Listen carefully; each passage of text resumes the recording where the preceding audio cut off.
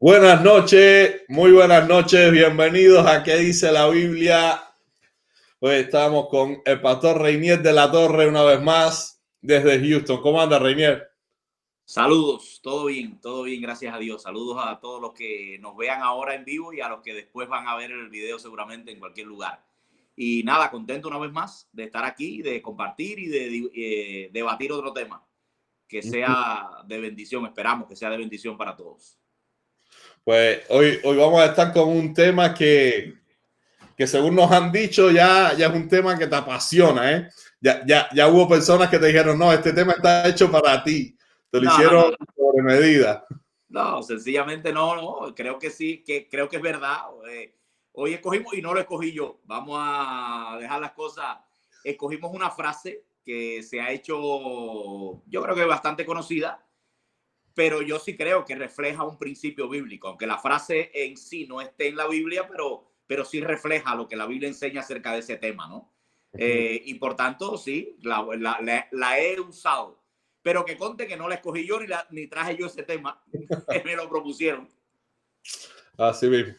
Pues el tema de hoy es: la prioridad de Dios no es nuestra comodidad, sino nuestra transformación.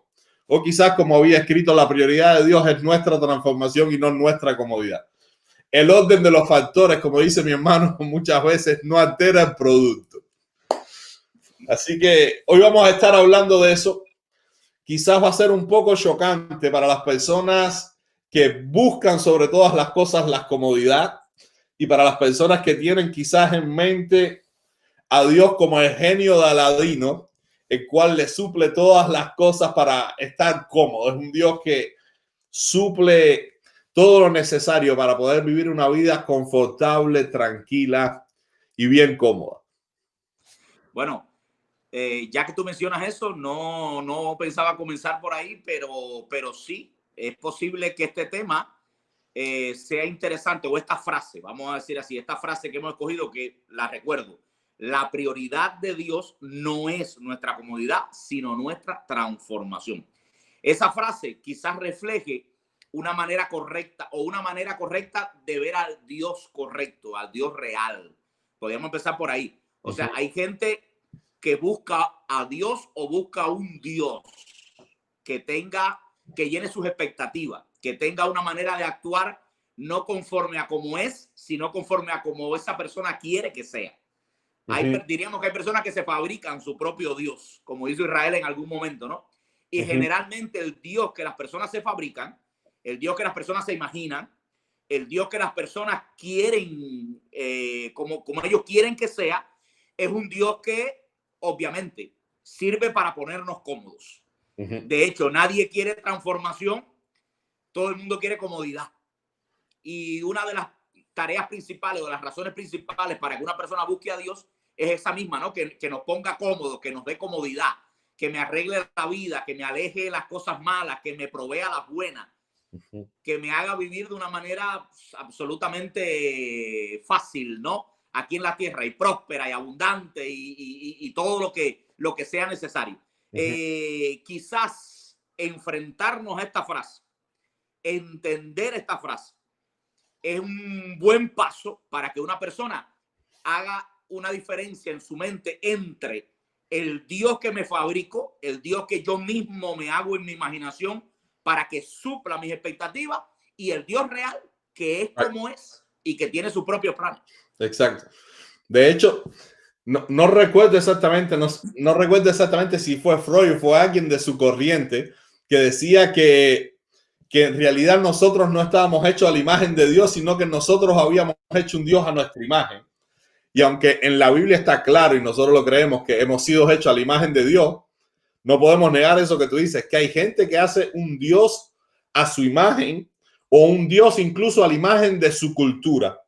Y en la forma en que tú estás yendo, lo podemos ver así. Estamos en una cultura donde vende lo fácil, donde vende lo cómodo, y la transformación la vende en la parte sencilla. Incluso hablábamos hace unos minutos de correr, de ejercicios, de maratón y todas esas cosas. Eso a la gente no le gusta. Esa es la parte difícil para estar en forma. La gente busca las dietas, el batido, el shake, que tú te tomas eso y te pones con el six-pack sin hacer ningún abdominal. La gente te vende todo lo instantáneo y lo como sin tener esfuerzo. Nos gustan los resultados sin pasar por el proceso. Sí, bueno, ya de ahí tenemos un tema, mire, y súper interesante y súper polémico también y incluso largo también. Es el Dios de mi imaginación, el Dios de nuestra imaginación, el Dios de la imaginación de la gente, el Dios de la cultura popular, el Dios que es popular hoy en día. Pero vamos a dejar ese tema aparte porque no es el de hoy, ¿no? No. A ver, ¿qué significa que la prioridad de Dios sea nuestra transformación y no nuestra comodidad? Significa, primero, vamos a definir que ambas cosas están dentro del plan de Dios. Creo que es lo primero que podríamos decir para que no se desbalanceara el tema, ¿no?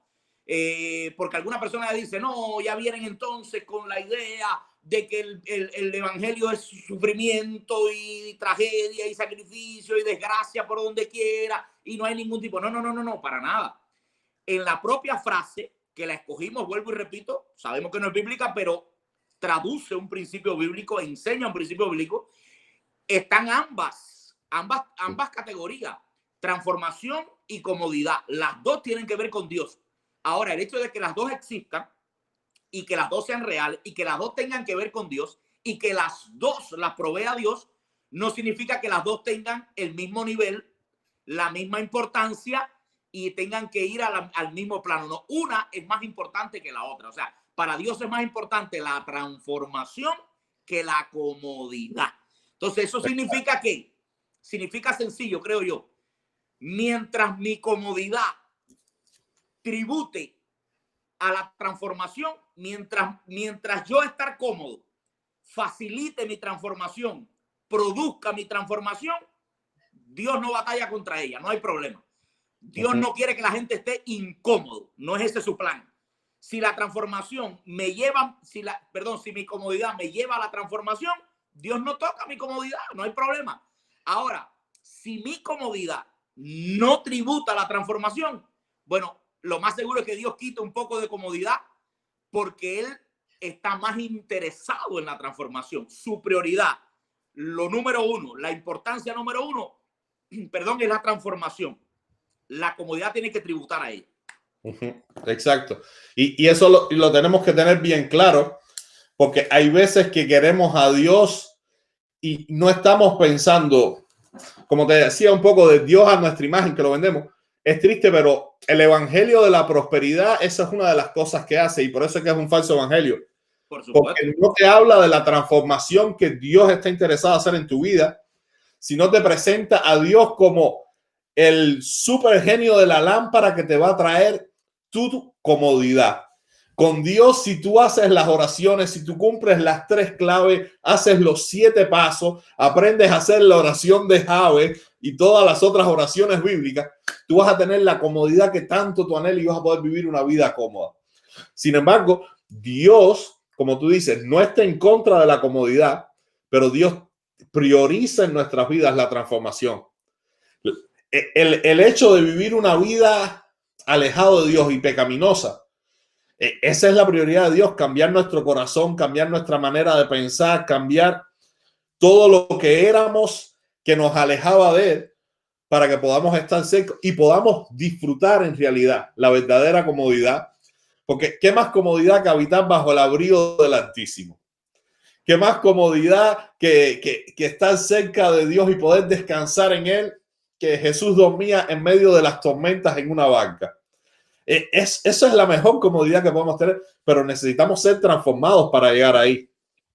Claro, no. Si uno entiende este principio bíblico que está ilustrado ahí en esa frase, uno es capaz entonces de darse cuenta de la posición que puede darle en la vida a ciertas doctrinas, a ciertos énfasis, a ciertas cosas como por ejemplo la propia teología de la prosperidad.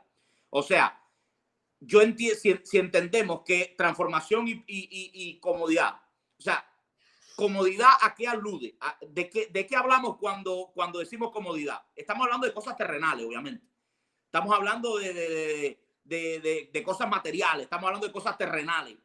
Cuando decimos transformación, ¿de qué estamos hablando? estamos hablando de cosas espirituales, estamos hablando de cosas que tendrán una repercusión eterna, estamos hablando de cosas que trascienden la muerte, porque Dios nos transforma para que seamos como su hijo y para que lleguemos, por supuesto, al cielo así en ese estado, ¿no?, de transformación, de ponernos a la estatura de la plenitud de Cristo. Entonces, terrenal, celestial, carnal, espiritual, en toda la Biblia se repite ese patrón, se repite ese patrón.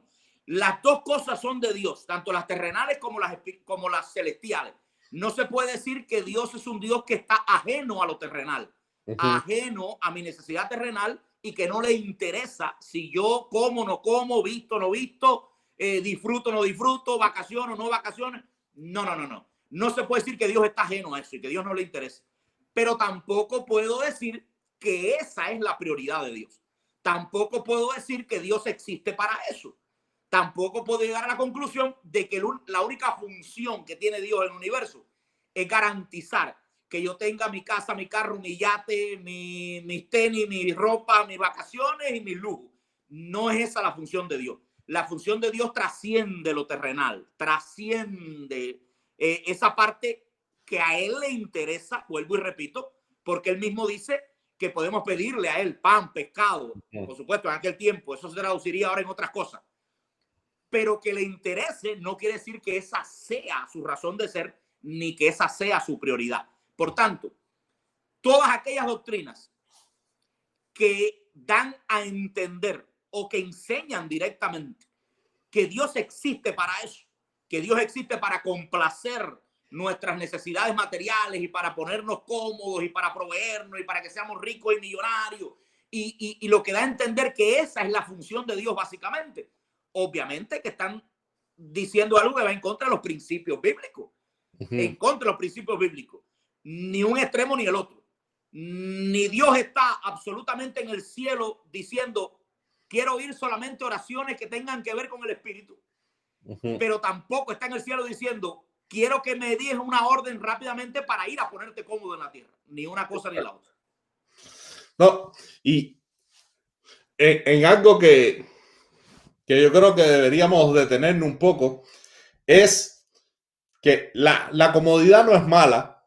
Pero si hay un lugar donde Dios nos transforma, muchas veces en el estado donde no estamos confortables, en los lugares incómodos, en las áreas donde las cosas son más difíciles. Poner un lenguaje bíblico, en los desiertos. Cuando estamos atravesando desiertos, es uno de los lugares donde más Dios transforma nuestra mente, nuestra fe, nuestras actitudes, nuestras costumbres. ¿Por qué? Es quizás ahí donde estamos más pendientes y más atentos a lo que Dios va a hacer, pues estamos casi hasta temerosos de lo que puede suceder. Sin embargo, el confort yo creo que nos pone más en un estado de vagancia espiritual, de relajamiento, de estar demasiado tranquilo y no mirarnos tanto qué es lo que Dios quiere transformarnos. Y un versículo que me viene a la mente es: levántate tú que duermes y te alumbrará Cristo. Hay personas que tienen demasiado confort y lo que están haciendo simplemente es durmiendo, descansando. No están al tanto de lo que Dios quiere hacer en ellos y a través de ellos. Y por eso es que yo creo que muchas veces Dios, antes de entrarnos a la tierra prometida, nos hace pasar por ese desierto para que sepamos que no es porque las plantas de uva estén grandes en la tierra prometida que tenemos sustento, porque Dios nos sostiene aún en el desierto. Y es en esos momentos donde somos más transformados, creo yo. No sé qué tú piensas de esto. Sí. Primero voy a ir un poquito atrás. Voy a ir un poquito atrás porque recuerdo un texto bíblico ahora que no quiero dejar pasar, ¿no? Y del punto anterior que estamos hablando.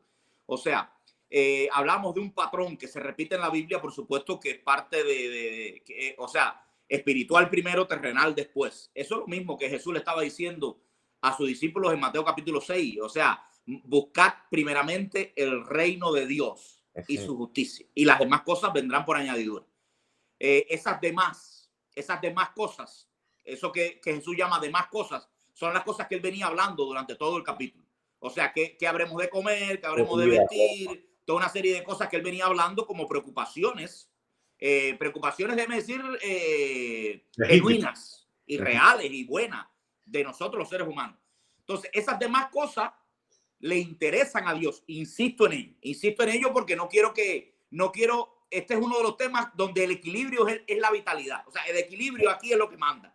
Si uno se va para uno u otro extremo, ya se fue de la doctrina, ya se fue del énfasis bíblico. Este es uno de esos temas. O sea, a Dios le interesan las demás cosas. Lo venía diciendo, Jesús lo venía diciendo por todo el capítulo. Ahora, el hecho que a Dios le interese esas cosas y que Él se comprometa a ayudarnos en esas cosas y que la Biblia esté llena de promesas que hablan del compromiso y la seriedad y la importancia que Dios le da a nuestro sustento material, no quiere decir que ahora yo puedo elevar ese sustento material y hacer de eso sacarlo de contexto, exagerarlo y hacer de eso el propósito principal de Dios, porque ahí en ese versículo, esas demás cosas, el propio Jesús las está supeditando, o sea, le está subordinando a lo primero que él puso: buscar primeramente, y lo dice bien claro, primeramente, ahí está la prioridad, ahí está lo mismo que estamos hablando de la frase. Primeramente el reino de Dios y su justicia. Eso es lo primero, eso es lo principal, eso es lo anterior. Prioridad significa anterior, importancia. Si hacemos eso, el resto de las cosas, pues yo las puedo dar. Y en cuanto a lo que decías del desierto, por supuesto que sí, eso explica por qué los desiertos, vamos a llamar así, por qué los desiertos en la vida cristiana. Y yo diría más allá, ¿por qué toda una serie de experiencias y vivencias cristianas que no son buenas? Porque si uno habla con cualquier cristiano, uno llega a la conclusión de que todos pasamos por momentos y etapas y vivencias y experiencias que no son buenas, que quizás no son desiertos, pero no son buenas. Ahí podemos incluir los desiertos, podemos incluir los silencios de Dios. Yo predicaba eso en mi iglesia hace poco, los silencios de Dios. Esas etapas donde oramos y no pasa nada, y no responde nadie, y no cambia nada, y no nos dicen ni siquiera no. O sea, sencillamente silencio. Los desiertos, los silencios de Dios, las pruebas, toda una serie de cosas que pueden suceder en nuestras vidas, que uno dice, bueno, ¿y por qué? Si Dios quiere mi comodidad, porque mi comodidad significa respuesta rápida. Mi comodidad significa ayuda oportuna. Mi comodidad significa toda una serie de cosas. Sí, ok. Hay un compromiso de Dios con tu comodidad, pero solamente tienes que entender, como parte de tu mentalidad, que por encima del compromiso de Dios con tu comodidad hay un compromiso prioritario de Dios, más fuerte todavía, que es con tu transformación. Y como tú decías hace un momento, a la hora de transformar a una persona, generalmente es más útil para lograr ese objetivo el desierto que la tierra prometida. O sea, es más útil, transforma más generalmente el desierto que la comodidad. El problema que la solución. Exacto.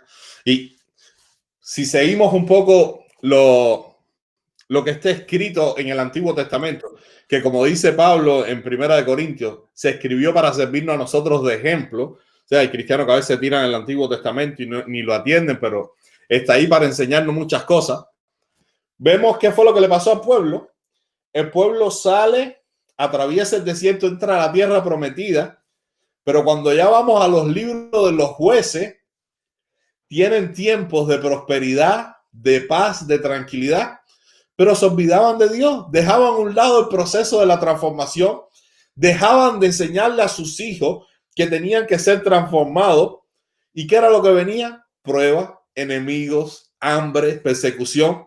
Y entonces se volvían a acordar de su Dios, volvían a clamar, se volvían a alinear, quitaban los ídolos, corregían las cosas y Dios enviaba a alguien que los salvara. O sea, vemos cómo es un ciclo constantemente en el libro de los jueces, donde están pasando situaciones difíciles y Dios las usa y lo permite para que su pueblo se vuelva a alinear, para que su pueblo vuelva a ser transformado a lo que él tenía, a lo que Él les había escrito, a lo que Él les había dicho que tenían que vivir. Y eso, hay cristianos que yo creo que viven así su vida tristemente. Viven la vida, salen de una prueba, están bien, se corrigen y vuelven de nuevo y vuelven. Y es como un ciclo. Yo el otro día predicaba en la iglesia y les hablaba de Jonás. Dios te da muchas oportunidades, pero te vuelve a poner, el pez vomitó a Jonás y lo volvió a poner en un lugar donde tenía que volver a decidir, ¿se iba de nuevo para España o se iba a predicar a Nínive? Entonces, tenemos que tener eso en mente. Hay veces que uno dice, ¿por qué no salgo de mi ciclo? ¿Por qué estoy de nuevo de prueba en prueba? ¿Por qué estoy pasando todas estas cosas? Una de las cosas que podría revisar es quizás estoy siendo dócil a la transformación de Dios, estoy manteniéndome en lo que he aprendido de Dios o simplemente Dios está permitiendo pruebas en mi vida para que yo me despierte y entre dentro del proceso que Él está haciendo en mi vida de transformación.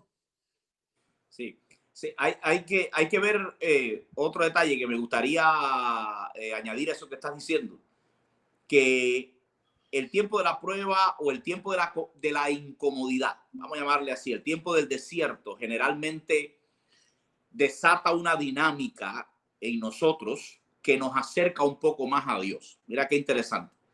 De tal manera que a eso que tú estás diciendo, de que la transformación, el cambio que debe ocurrir en nosotros, le podemos añadir ese otro ingrediente.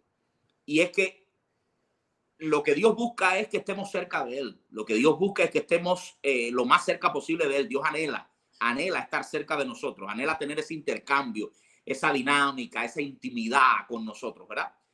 Y muchas veces está más cerca de nosotros cuando estamos incómodos que cuando estamos cómodos. Eso es una realidad. O sea, no solamente quizás somos nosotros los que estamos más cerca de Él. Dios eso es lo que estoy diciendo. Eso es lo que estoy diciendo. O sea, estoy diciendo que Él logra estar más cerca de nosotros por culpa de nosotros, obviamente, por decisión nuestra. Pero Él logra su propósito, ¿no? Logra su propósito de estar más cerca de nosotros cuando estamos nosotros atravesando por situaciones difíciles, que nos hacemos un poquito más sensibles, nos hacemos un poquito más buscadores también, más necesitados de su presencia, y Él lo logra. Me viene a la mente, por ejemplo, un pasaje de Jeremías, creo que está en el capítulo 2 de Jeremías, donde Jeremías dice una cosa interesante. Dice Jeremías, o dice Dios a través de Jeremías, que se acuerda de aquellos tiempos de tu juventud, hablando con Israel. Dice, del tiempo de tu desposorio, primicia era Israel para Jehová. Y Dios comienza a hablar de los tiempos del desierto con un lenguaje de añoranza. Mira tú qué interesante, con un lenguaje de nostalgia. Y uno dice, bueno, ¿cómo va a ser? Los tiempos del desierto fueron tiempos también donde hubieron problemas. Hubo rebeldía, hubo matanza de Israel por causa de su pecado, hubo murmuración, hubieron una serie de cosas que ahora no entiendo por qué Dios se refiere a aquel tiempo del desierto como si fuera un tiempo idílico, un tiempo hermoso, ideal. Sí. ¿Dónde está la diferencia? La diferencia está, lo dice él unos versículos después. Dice, cuando andabas en tierra no sembrada. O sea, lo que sucede es que en el tiempo del desierto, aún cuando hubieran murmuraciones, problemas, pecado y esas cosas, también había dependencia de Dios. O yo esperaba en Dios o no comía, porque no podía sembrar. Yo no podía hacer nada que me garantizara a mí mi sustento. Yo dependía de que viniera del cielo el sustento, y eso establecía una cercanía entre Dios y su pueblo que después que llegaron a la tierra prometida posiblemente nunca más pudieron tener. Porque después que ya estamos sentados en la tierra, ya yo no necesito mirar a Dios directamente para recibir todos los días mi alimento. Ya mi alimento viene por métodos naturales. Siembro, cosecho, guardo, produzco. Y entonces eso me va alejando un poco de Dios. Y Dios se queda con nostalgia de esos tiempos donde por el dolor, por la necesidad, por lo que fuera, estábamos obligados a ir a Él una y otra vez con nuestro dolor, con nuestra incomodidad, con nuestro... ¿sabes? Pero no, nos obligaba a ir ahí.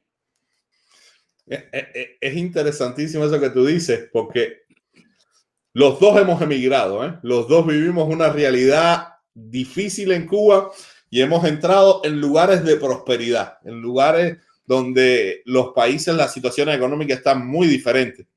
Yo recuerdo que una de las cosas que yo veía mis primeros tiempos aquí en Canadá era eso, cómo había motivos de oración en mi vida que desaparecieron. Hubo muchas cosas por las cuales yo tenía que orar en Cuba que aquí en Canadá no tenía que hacerlo. Incluso el reflejo ya de algunos cristianos cuando tenían una situación es simplemente buscar un trabajo, buscar pensar cómo puedes hacer unas horas extras de trabajo, porque tú sabes que con $100 más, por decir algo, tú lo puedes resolver. Pero cuando estaba en el desierto de Cuba, era muy diferente. Solo eran milagros los que podían resolver y que se abrieran los cielos. Y con el tiempo yo me he llevado una reflexión porque me ponía a estudiar el libro de Daniel, personajes que yo decía, cómo se mantuvieron toda su vida fieles a Dios. Y yo creo que la clave está en lo que tú decías. Dios lo que le interesa no es tanto tu comodidad o tu incomodidad, sino estar contigo.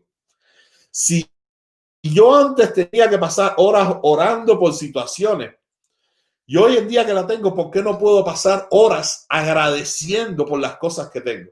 ¿Por qué no puedo pasar horas adorando a Dios y estudiando en la tranquilidad? En lugar de decir, estoy tranquilo, me voy a pasar 6 horas viendo series en Netflix, me puedo pasar 6 horas en la palabra, 6 horas adorándolo.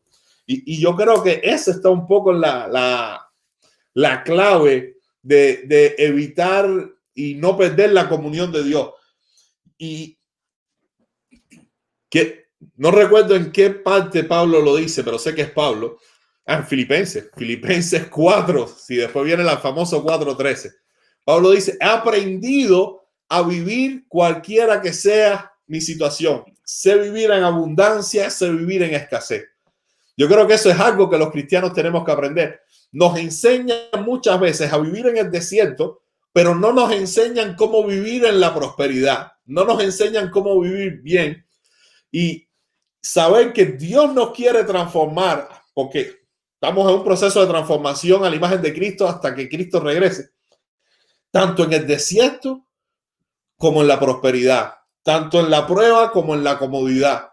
Y estar consciente de eso. Y un aplauso para Pablo, que se pudo graduar y decir, yo ahora sé vivir en escasez y en abundancia. Deberíamos ser más como Pablo y trabajar esas dos áreas en nuestras vidas. Si tú hace un momento mencionabas así de pasada un detalle, otro detalle que me parece muy interesante, puede sonar un poco chocante también para algunos, pudiera ser, pero yo creo que es real. Yo también creo que es real.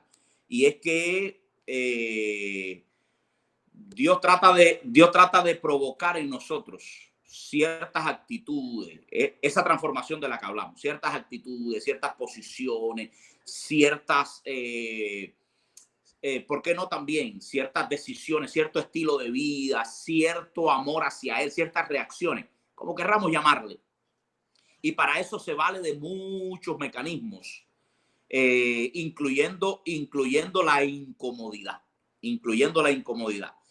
Si eso es así, y aunque no es matemática, no es 2 más 2, 4, la lógica nos dice que nosotros pudiéramos ahorrarnos bastante incomodidad si fuéramos lo suficientemente dóciles, si fuéramos lo suficientemente mansos, como para dejar que Dios produzca en nosotros ese nivel, esa calidad que Él quiere provocar sin necesidad de apelar a las incomodidades.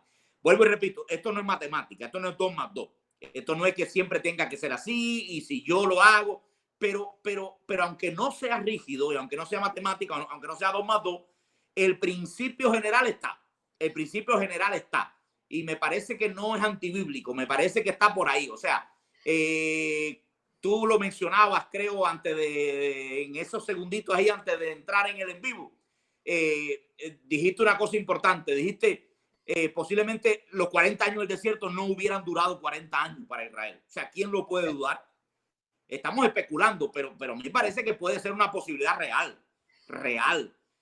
Si Israel hubiera aprendido la lección, si lo hubiera hecho, si se hubiera humillado como debía, si hubiera entrado en la actitud que Dios quería que entrara y hubiera aprendido lo que Dios quería que aprendiera y se hubiera transformado, hay mucho por ciento de esa incomodidad que se la pudiera haber ahorrado perfectamente. Lo mismo sucede con nosotros hoy. El plan original era que Moisés entrara con el pueblo a la tierra. Exacto. Lo mismo sucede con nosotros hoy. O sea, hay gente que se queja de eso mismo que tú decías hace un momento, que no sale de una prueba para entrar en la otra, ¿no? De que están graduados. Y bueno, sí, yo no quiero decir que esta sea la única causa, ni que estoy ahora descubriendo la razón por la cual todo el mundo pasa por prueba. Yo no la sé, solo Dios la sabe. Pero me da por pensar que al menos una de las razones, vamos a decir una, no vamos a decir ni siquiera la principal, una de las razones por las cuales algunas personas pudieran mantenerse en un ciclo de pruebas, de conflictos, de incomodidades, es que no acaban, por supuesto, de aprender la lección, no acaban de ser transformados y por tanto la incomodidad tiene que seguir obrando, ¿verdad? Para poder lograr eso. En esto quiero aclarar algo. Yo he hecho un poco mi teología del sufrimiento y de estas cosas de las pruebas. Y yo estoy casi como, yo digo, hay un porcentaje más grande de que está relacionado con tu falta de aprendizaje de Dios y con tu pecado quizá, cuando es la misma prueba la que viene, ¿entiendes? Por ponerte un ejemplo, tuve un problema con una pareja y de pronto fue con la segunda pareja, con la tercera pareja, con la cuarta pareja, y estamos un poco como la mujer samaritana, ya estamos a 6 y seguimos con el mismo rollo. No quiere decir que las pruebas sean la señal, porque vemos a Pablo, estaba preso, le dieron latigazos, naufragó y para cómo la gente dice, no, ahora sí es homicida, de verdad, porque lo mordiaste una culebra. ¿Entiendes? Pero Pablo no era las mismas pruebas siempre, ¿entiendes? Iba variando. Dios iba glorificándose en él a través de una piedra, de un látigo, de un naufragio. Claro. Pero cuando es la misma situación, siempre tengo problemas con el alcohol, un ejemplo.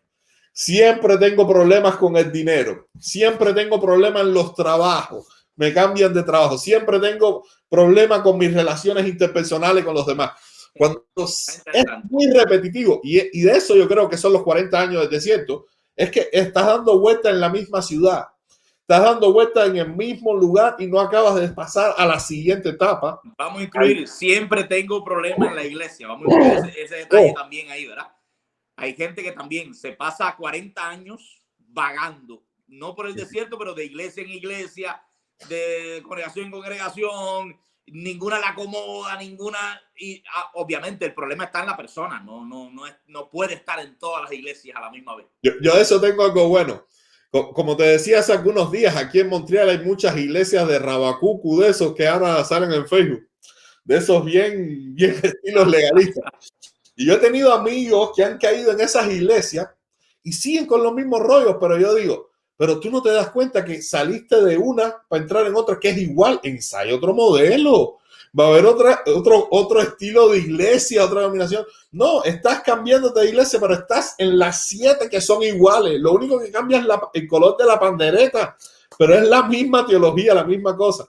Y eso hay gente que a veces que es el problema en la iglesia, pero no se da cuenta que va a iglesias problemáticas quizás.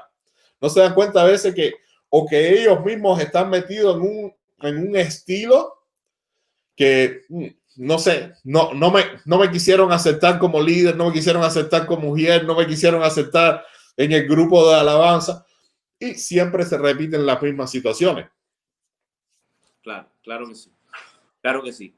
Bueno, a mi mente venía, para romper un poquito ya el hilo que llevábamos, a mi mente venía un pasaje que compartí con la iglesia hace poco, que yo creo que trae un poquito también de luz sobre este tema que estamos hablando, ¿no? Porque nos viene a aportar un elemento más, y el elemento es cuán incómoda puede ser esa incomodidad, ¿no? Porque uno dice, bueno, Dios puede usar la incomodidad porque en definitiva su prioridad es, y de ahí partimos, ¿no? La prioridad de Dios es nuestra transformación, no nuestra comodidad. Y hay un pasaje que yo compartía con la iglesia ya ahora lo terminé el domingo pasado, la serie. Y es el pasaje de la mujer sirofenicia, aquella mujer que salió al encuentro de Jesús en tierra pagana, no judía, mujer no judía de tierra idólatra, con una petición importante, ¿no? Mi hija es gravemente atormentada por un demonio, decía aquella mujer. Y aquella mujer pidió ayuda a Jesús. Bueno,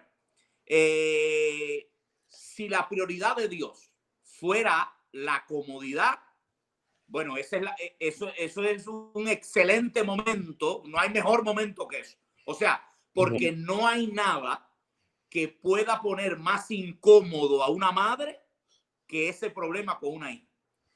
Y no hay nada que pueda representar más comodidad de regreso a una madre que un milagro de sanidad o de liberación, como quiera que lo estemos mirando, de una hija. Por tanto, si la prioridad de Dios es nuestra comodidad, ahí está el momento. Se supone que cuando orara, automáticamente sucediera el milagro y la persona entrara en esa comodidad que tanto necesita. No estamos hablando tampoco ni de cosas superficiales ni tontas al lado de esto. Hay otras necesidades genuinas, incluso que al lado de esta parecerían una tontería. Al lado de este problema, palidecen al lado de este problema. Sin embargo, es interesante. Esta mujer, antes de recibir su milagro, recibió 3 no. Realmente, y ahí estuvo mi sermón, mi serie de sermón, ¿no? Los 3 no que recibió esta mujer antes de recibir su milagro. O sea, y uno dice, wow, en una necesidad tan grande, en un sufrimiento tan grande, en un problema tan medular, en una cosa tan importante como una hija, esta mujer recibir 3 no de Jesús. Uno en forma de silencio, otro en forma de un tecnicismo, otro en forma de, o sea, una cosa increíble. Pero uno se pone a pensar, bueno, ¿dónde pudiera estar la motivación de Jesús para hacer que esta mujer alargara un poquito más su sufrimiento antes de hacer el milagro? La motivación es buena, por supuesto, nunca es mala. La motivación tiene que ver con una obra que él está haciendo en la vida de esa mujer. La motivación de Jesús tiene que ver con que quiere que la mujer muestre su fe. Primero ejercite su fe, fortalezca su fe, saque su fe y muestre su fe. O sea, a la larga, ¿qué cosa es eso? Este pasaje completo, ¿qué cosa es? Jesús diciéndole, me interesa más tu transformación que tu comodidad. Tu comodidad la quiero, tu comodidad la aprecio, tu problema no me es indiferente, sufro tu dolor, no es que yo esté ni alejado, ni cruel, ni patético, no. Yo sufro, yo siento tu dolor, a mí me interesa tu dolor, pero por encima de tu dolor, y esto está fuerte, porque no es cualquier petición, por encima de tu dolor, por encima de tu problema grave que lo tienes, hay algo más importante que yo quiero lograr. La persona diría, pero más importante que la sanidad de una hija, más importante que eso no hay nada en el mundo. Bueno, sí hay una cosa más importante que eso, la salvación, el conocer a Cristo, el revelar fe, el que la obra de Dios sea implantada en el corazón. Por eso Jesús la puso primero y después le dio la sanidad que la puso cómoda. No, está excelente y es triste, pero y entre paréntesis, ahí te dejé un sermón para que predicara ya entonces ya dentro de poco. Ahorita le cambio algo y lo pongo. Como decía una vez Marcos, que cuando se encontró con TDJ, le dijo, tengo que pedirte perdón, te he robado muchos mensajes. ¿Así? Y DJ le dijo, no te preocupes, yo también me lo robé a otra gente. Pero hay algo interesante, que hay veces que con apariencia de buena teología, de piedad, escondemos nuestra vagancia espiritual. Hay gente que va a decir, no, al primer no del Señor, lo que tenemos que decir es, Señor, hágase tu voluntad y ya no oro más. Estoy tranquilo. Cuando la Biblia nos enseña a ser perseverantes en oración con la parábola de la viuda y el juez injusto y esta misma enseñanza. Un texto que quería compartir ahora está en Primera de Corintios 10, el versículo 13. Fue uno de los versículos que más me ayudó a mí en los primeros meses de cristiano, donde descubrí que existía la palabra tentación y la experimenté como nunca antes la había experimentado, porque antes de ser cristiano no tenía tentación. Estaba, como dice un influencer cubano, estaba a la mazamba, estaba sin problema. Y este texto a mí me encanta. Dice, no os ha sobrevenido ninguna tentación que no sea humana, pero fiel es Dios, que no os dejará ser tentado más de lo que podáis soportar, sino que dará también juntamente con la tentación la salida para que podáis soportar. Y eso, cuando lo tenemos en nuestra mente como teología, yo creo que es importante a veces tener una teología de base y no los estudios, sino quién es Dios. Dios es bueno. Dios nunca me va a poner en una prueba que yo no pueda soportar y siempre va a haber una salida. Cuando yo me hice eso en mi mente con 6 meses de convertido, Reinier, podían venir tentaciones, pero yo decía, si peco es porque soy un descarado. ¿Dónde está la salida? Y te ayuda incluso hasta cambiar la vista de la tentación a buscar dónde está la salida. Hay veces que pecamos porque nos concentramos nada más en la prueba, en la tentación. Ahí es donde mantenemos el foco. Pero este texto nos trae una luz que dice, si estás teniendo una tentación, Dios sabe que la puedes vencer. O sea, ya tú vas peleando diciendo, el Dios del universo que lo sabe todo, el que administra con quién es el que yo voy a pelear, dice que a ese yo le puedo ganar. Y segundo, hay una forma de ganarle que la voy a ver. Y estoy buscando la salida. Y este texto me habla tanto de esa transformación que Dios quiere hacer en mi vida, que hay veces que los cristianos la ponemos como, oh, es algo súper difícil, es algo intenso, va a ser súper difícil, vas a tener que fallar 10 veces antes de lograrlo. No, eso para mí es una teología falsa de sufrimiento. Lo que dice la Biblia es que la prueba la voy a poder vencer, que Dios sabe que es la justa para que yo venza y que hay salida. O sea, ¿cuál es esta salida? La puerta de la transformación. Yo voy a poder ganar. Tengo que estar atento a dónde está. No enfocarme nada más en la prueba, sino enfocarme en la salida. Ok, claro que sí. Bueno, si me permites, cambio un poquito ahí el curso también de lo que vamos diciendo, porque... Esto es un arroz con mango. Porque o sea, ya mencionamos esto, pero me gustaría enfatizar un punto, ¿no? Enfatizar un punto. Mencionamos que cuando uno, y bueno, ya hemos hablado de textos bíblicos, ya hemos revisado algunos textos bíblicos que cuando uno los analiza, traen la enseñanza, esa enseñanza que comenzamos compartiéndola como si fuera una frase. La recuerdo. La prioridad de Dios no es nuestra comodidad, sino nuestra transformación.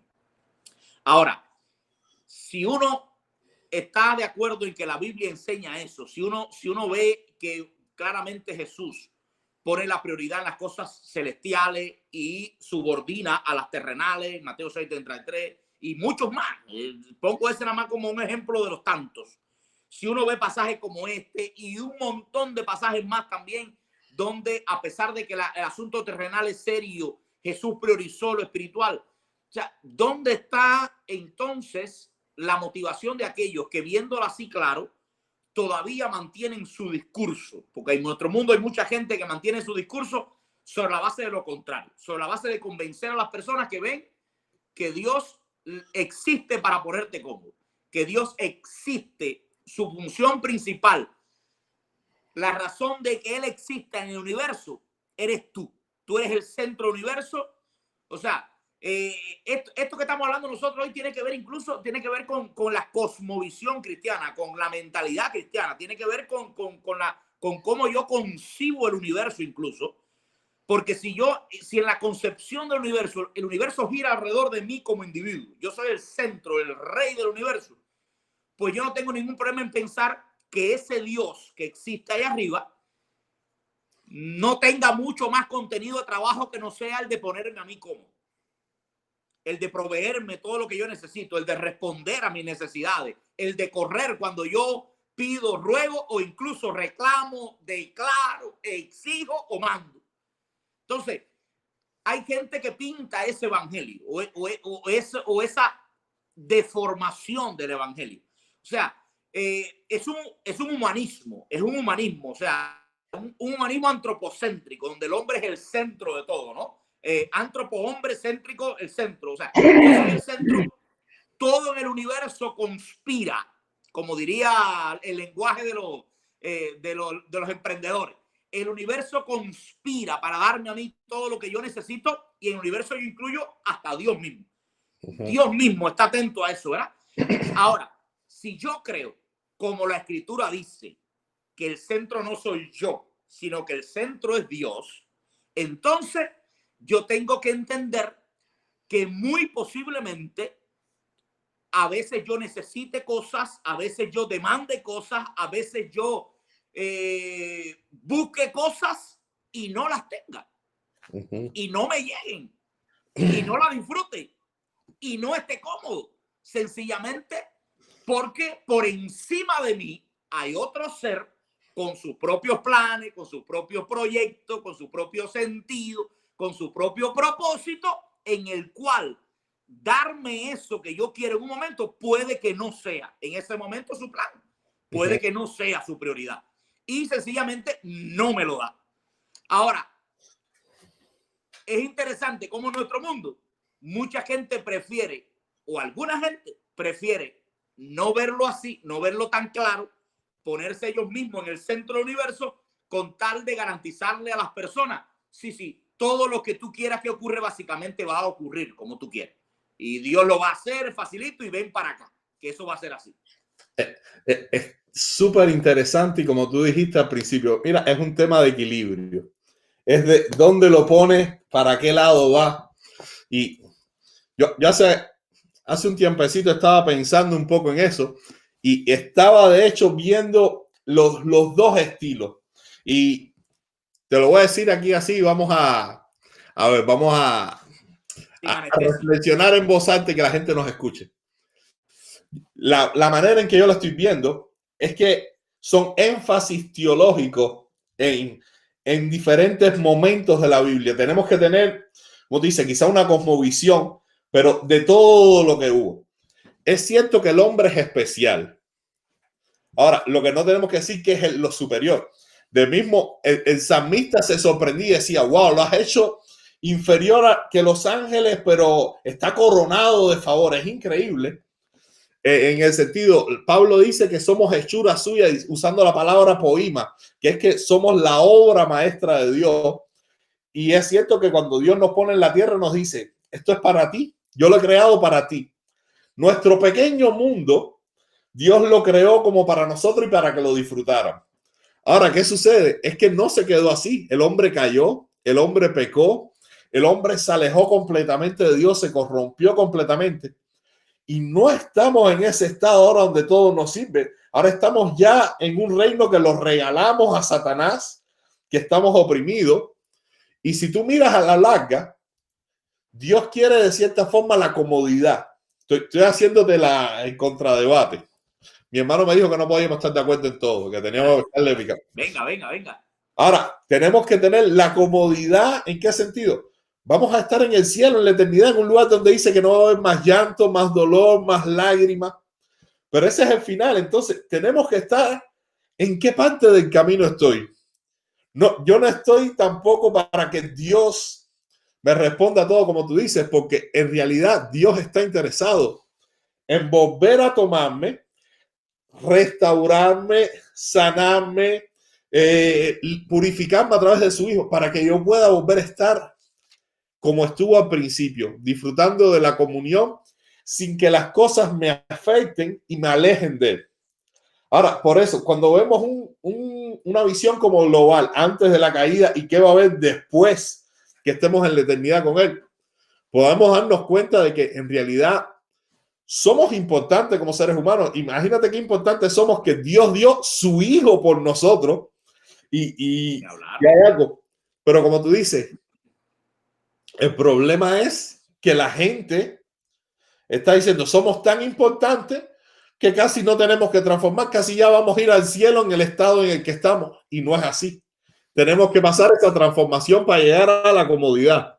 El problema es que o sea, partiendo de esa misma idea que tú planteas, como tú la planteas, o sea, Dios nos puso acá y nos dio todas las cosas. Vamos a suponer incluso que en el estado ideal, todo lo que está a mi alrededor tenga un propósito conectado conmigo y esté para que me provea. Pero ese todo no incluye a Dios tampoco. O sea, no quiere decir que ahora hasta Dios tiene que ponerse en función mía. Y ahí es donde llego. O sea, el hombre caído, ese hombre que pasó por la caída, ese hombre en pecado, no solamente quiere el universo y ser el centro del universo, sino que quiere hasta que Dios asuma ese papel, asuma ese rol, ¿verdad? Y como decía yo al principio, que el propósito, que Dios exista para mí, no que yo exista para Dios. Cuando Dios creó al hombre y le dio todo ese lugar y toda esa importancia y todas esas cosas, hay una cosa que dejó muy claro, o sea, tú existes para mí, diría Dios, tú existes para mí, o sea, no es al revés, no es al revés. Aunque tú seas muy importante, nunca va a ser más importante que el creador. Nunca va a lograr que se inviertan los papeles y yo sea tu siervo y yo exista para ti, ¿entiendes? Ahora, el hombre pecador sí se cree eso. El hombre pecador, o sea, nosotros, los seres humanos caídos, sí nos llegamos a creer eso. Y además nos gusta que nos lo digan también. Y nos gusta que nos lo sugieran al oído. Y nos gusta que los predicadores jueguen con esa idea y coqueteen con esa idea de un Dios. Claro, nadie lo va a decir así. Nadie se va a parar un púlpito a decir porque Dios es tu criado y Dios es tu sirviente. Nadie va a decir eso. Pero la gente sí coquetea un poquito con esa idea, ¿no? Y entre lo que callo y entre lo que digo, puede que tú te vayas con la idea de que efectivamente el evangelio es una herramienta excelente para yo ser rico, millonario, bueno, es lo mismo, cómodo, sano, es para eso. Hay gente que cuando sale de una iglesia, tú le podías preguntar a esa gente, tú le podrías preguntar, bueno, ¿y para qué sirve el evangelio? Y la respuesta de esa gente pudiera ser perfectamente, ¿para qué sirve? Te da dinero, comodidad, salud. O sea, tú no entiendes el evangelio, tú no has entendido el evangelio. O sea, Dios, vamos a decirlo así, para no alargar demasiado esto, porque vamos a decirlo así, la prosperidad de Dios no es un valor absoluto. Vamos a decirlo de esta manera. Y ahora lo voy a explicar qué quiero decir porque esa frase nos puede confundir un poquito. ¿Dios prospera? ¿Sí o no? Bueno, sí prospera. Eso hay que decir sí. Dios sí prospera a lo suyo. Ahora, una cosa es cuando yo armo esa frase, Dios prospera a los suyos, y a raíz de ella empiezo a sacar toda una serie de otras, ¿cómo decir? De otras conclusiones que esa frase no me permite sacar. Porque la gente dice, Dios prospera, sí. Entonces, de ahí digo, Dios siempre prospera. Esa es la otra conclusión. Y de ahí entonces saco, Dios nunca deja de prosperar. Y de ahí entonces saco, siempre que hay prosperidad está Dios. Y de ahí saco entonces, cuando no hay prosperidad, Dios no está. O sea, y armo toda una teología a partir de la idea inicial que ya se fue completamente del orden que Dios tenía. ¿Dios prospera? Claro que sí. ¿Dios provee? Claro que sí. ¿Dios sana? Claro que sí. ¿Dios ayuda? Claro que sí. Pero no me lo conviertas en un valor absoluto. No me digas que, primero, Dios solo hace eso. Dios solo sabe hacer eso. Dios siempre va a hacerlo y Dios no sabe hacer otra cosa. Y tú nunca vas a tener otro tipo de respuesta porque ya te estás yendo completo de donde vamos, ¿verdad? Dios no es esa especie de criado universal puesto a nuestra disposición. Realmente no lo es. Mira, Y es súper interesante porque como tú dices, es tan delicado y la línea es tan fina y las palabras, si no vemos sobre todo el propósito final de Dios, nos desviamos porque la Biblia enseña que Jesús vino en forma de siervo y que dijo, yo soy el mayor, pero yo le lavo los pies, se hizo siervo. Pero ¿cuál era el propósito de Dios? Salvarnos. ¿Entiendes? Dios sirve a la humanidad y dio su vida por ella, pero como alguien decía, Jehová Jireh no está haciendo tanta referencia a la prosperidad, sino que Dios provee la solución para nuestra salvación. Desde el principio era así. Dios proveerá el cordero. Y eso es algo que tenemos que entender. Dios se hizo siervo, Dios se entregó, pero ¿para qué? Para que pudiéramos ser salvos. Ahora, con respecto a esto que tú dices de la prosperidad, Dios prospera, pero Dios prospera ¿para qué? Para sus propósitos.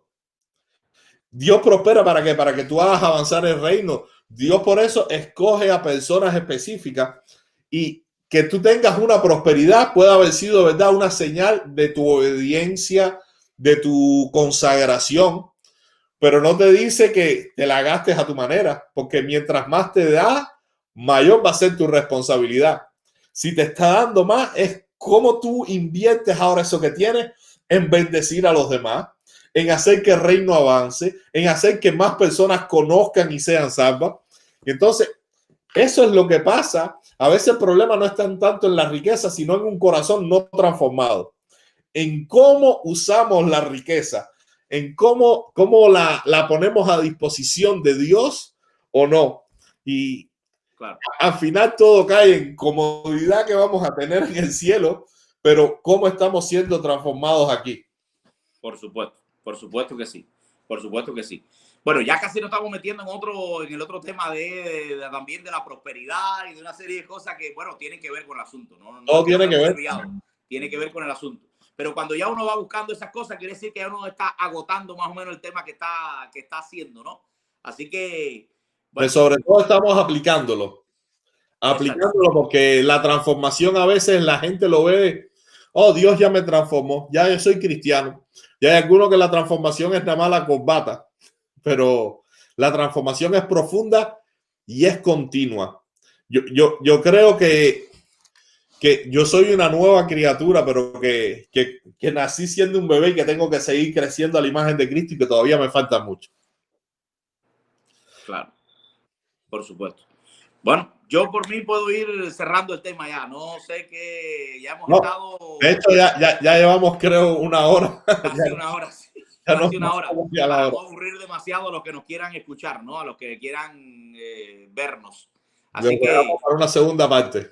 La invitación es entonces el próximo sábado. El próximo sábado a seguir compartiendo y enseñando y tratando de bendecir a los que nos escuchan.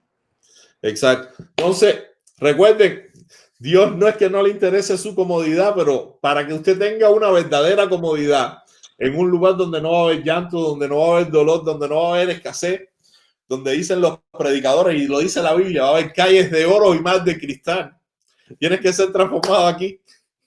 Para llegar a la tierra prometida hay que pasar por el desierto y dejarse transformar, porque algunos perecen en el desierto y nunca entran a la tierra prometida. Eso terminó triste. Pero bueno, nos vemos en otro. Ok, nos vemos entonces. Nos vemos el sábado que viene. A todos los que nos vean, el sábado que viene está invitado a ponernos comentarios y debatir un poquito y poner esto un poquito más movido. Exacto. Bendiciones a todos. Feliz noche. Nos vemos. Bendiciones.